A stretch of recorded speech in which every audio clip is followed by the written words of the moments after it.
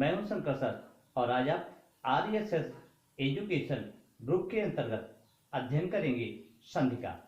तो आइए संधि का अध्ययन प्रारंभ करने से पहले आप हमारे चैनल को सब्सक्राइब और लाइक अवश्य कर दें, जिससे हमारी सभी वीडियो आपको आसानी से प्राप्त हो सके। तो देखिए, अगर बात करते हैं संधि की, तो संधि का अर्थ क्या होता है? संधि का अर्थ होता है मेल। संधि का अर्थ होता है मेल या संधि का अर्थ होता है जोड़ना। तो मेल या जोड़ दो शब्दों के जब संनिकट आने पर जो विकार उत्पन्न होता है, विकार का अर्थ होता है परिवर्तन। तो दो वर्ण जब आपस में मिलते हैं, जब संधि करते हैं, जब जोड़ते हैं, तो उनसे जो परिवर्तन होता है उसे संधि कहते हैं। तो इस प्रकार से आप इसको व्यक्त कर सकते हैं, संधि को लिख सकते हैं। जैसे अगर आप जैसे देखते हैं, तो जैसे देखिए, जैसे है आपका शब्द है हिमालय, जैसे शब्द है आपका हिमालय। तो हिमालय क्या है? हिमालय शब्द अगर आप देखते हैं संधि का विच्छेद करते हैं। देखिए, शब्दों को तोड़ना विच्छेद करते हैं और शब्दों को जोड़ना वो संधि कहलाता है। इसको आप ध्यान रखिए। तो जैसे हिमालय है, तो हिमालय क्या है? हिमालय है हिम धन आलय। तो हिम अर्थात क्या है? बर्फ है, और आलय माने घर है। तो ये दोनों शब्द जब आपस में जुड़ते हैं तब क्या तैयार होता है? विकार उत्पन्न होता है, नया शब्द उत्पन्न होता है हिमालय, अर्थात बर्फ ही बर्फ जिसका घर हो। तो इस प्रकार से आप इसे देख सकते हैं। अब अगर बात करते हैं संधि के प्रकार की, तो देखिए संधि के प्रकार में आप देखते हैं संधि के 3 प्रकार होते हैं।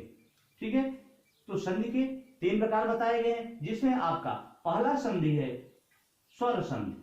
पहली संधि आपकी है स्वर संधि। ठीक है, दूसरी संधि जो है, दूसरी संधि है व्यंजन संधि। व्यंजन संधि।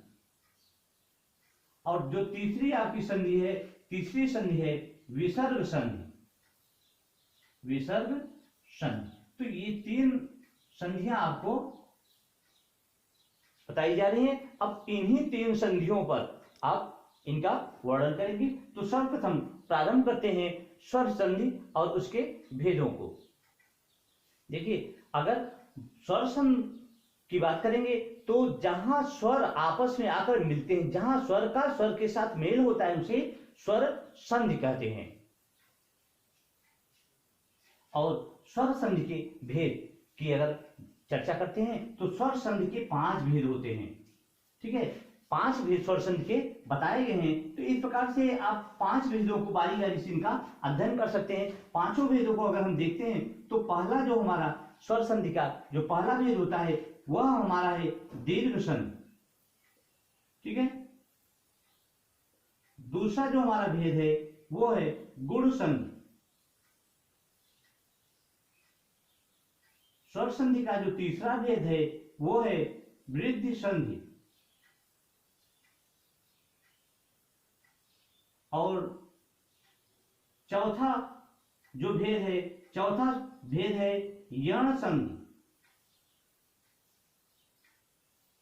और स्वर संधि का 5वां जो भेद है वह है अयादि संधि। ठीक है, तो ये स्वर संधि के ये 5 भेद होते हैं। इन्हीं 5 भेदों को आपको बारी बारी से अध्ययन करना है। तो आइए प्रारंभ करते हैं स्वर संधि के पहले भेद से।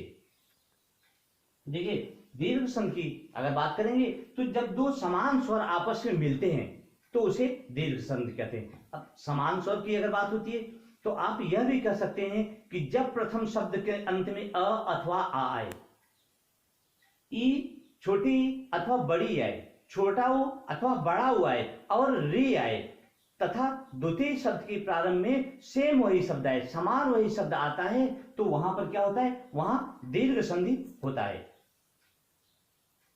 तो इस प्रकार से आप दिखा सकते हैं कि जब प्रथम शब्द के अंत में छोटा उ अथवा बड़ा उ आए, छोटी अथवा बड़ी आए, छोटा उ अथवा बड़ा उ आए, री और री आए और ली आए, ये इतने शब्द आए। अब द्वितीय शब्द के प्रारंभ में देखिए, दूसरा शब्द यहाँ क्या है? प्रथम शब्द और द्वितीय शब्द, यही आपको ध्यान देना है। और द्वितीय शब्द के प्रारंभ में अ अथवा आ यहाँ भी आता है और ई अथवा ई यहाँ भी आए और ऊ अथवा ऊ यहाँ भी आए, री और री यहाँ आए और ली आए। तो सेम वही आप शब्दों को आपको देखना है। तो जब अ अथवा आ में से कोई एक शब्द पहले आए और द्वितीय में भी वही आए तो दोनों मिलकर हमेशा क्या बनाएंगे, आ बनाएंगे, आ की मात्रा का निर्माण करेंगे। और यहाँ जब मिलेंगे तो हमेशा बड़ी की मात्रा का निर्माण करेंगे। और ये जब छोटा ऊ या बड़ा ऊ, छोटा ऊ बड़े ऊ के साथ जब मेल करता है तो हमेशा उस कंडीशन में बड़ा ऊ अर्थात दीर्घ बनता है। और यहाँ भी री की मात्रा का निर्माण होगा और यहाँ ली होगा।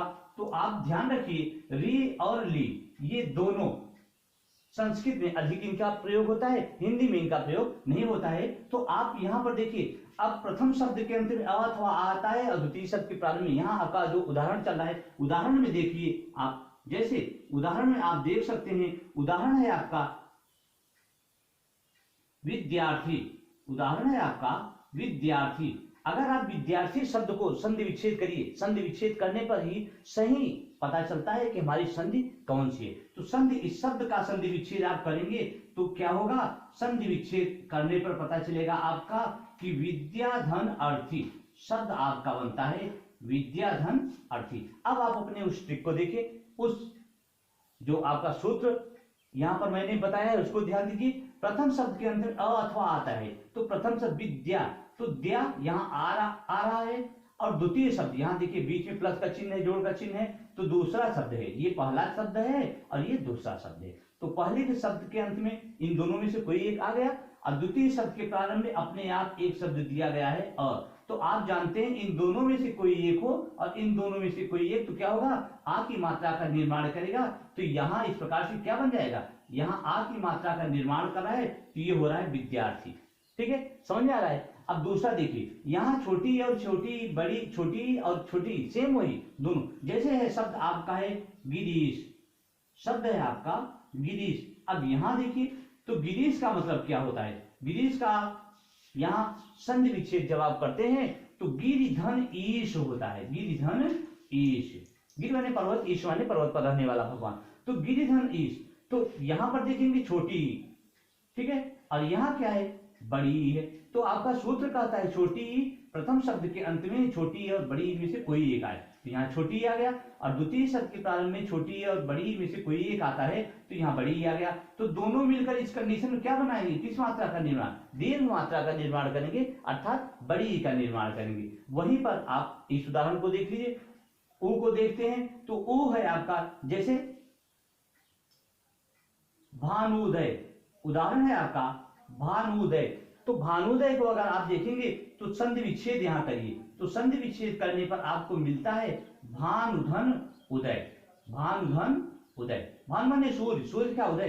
तो यहां देखिए आपका ट्रिक कहता है छोटा ऊ और बड़ा ऊ में से कोई एक आए, और यहाँ छोटा ऊ बड़ा ऊ में से कोई एक आता है। तो छोटा ऊ यहाँ आ रहा है भानु में पहले शब्द के अंत में, और द्वितीय शब्द के प्रारंभ में भी छोटा ऊ आ रहा है, तो दोनों मिलके क्या बना रहे हैं, दोनों मिलके बड़ा ऊ बना रहे हैं। यहाँ देख लीजिए भानुदय इस प्रकार से हो रहा है। तो आप आसानी से इनके द्वारा इसे समझ सकते हैं। अब दीर्घ संधि का आइए ट्रिक आपको बताते हैं जिससे हमेशा दीर्घ संधि की पहचान होती है।